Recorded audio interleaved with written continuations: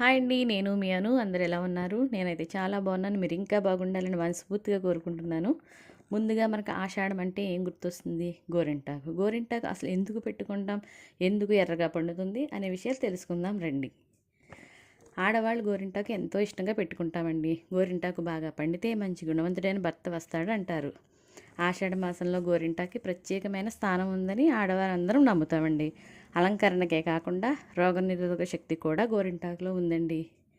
ఈరోజు మా స్నేహితులందరం కలిసి గోరింటాకును రుబ్బుకొని చకచకా చేతికి పెట్టుకుందామని డిసైడ్ అయ్యామండి. ఆడవాళ్ళ కోసం ఈ రోజులన్నీ పుట్టాయి అనుకుంటానండి. అంటే మన సంస్కృతి సంప్రదాయం ఎంత గొప్పగా ఉందని అనిపిస్తుందండి. అందరూ కలిసి గోరింటాకు పెట్టుకునే టైం ఏదైనా ఉందంటే ఆషాఢ మాసంలోనండి. మన పల్లెటూరులో అయితే మగవారు కూడా పెట్టుకుంటారు. అలాగే స్పెషల్ మాసం ఈ ఆషాఢ మాసం. ఏదైనా కానివ్వండి, అలంకరణ అంటే ఆడవాళ్ళు అంటే అలంకరణేనండి. ఇప్పుడైతే చకచక గోరింటాకు తెచ్చుకుని పెట్టుకుందామండి. అట్ల తద్దికి కూడా గోరింటాకు స్పెషల్గా అందరం కలిసి పెట్టుకుంటామండి. ఈ వీడియో నచ్చితే లైక్ చేయండి, షేర్ చేయండి, సబ్స్క్రైబ్ చేయండి. మళ్ళీ ఒక మంచి వీడియోతో మీ ముందుకు వస్తుందండి అను.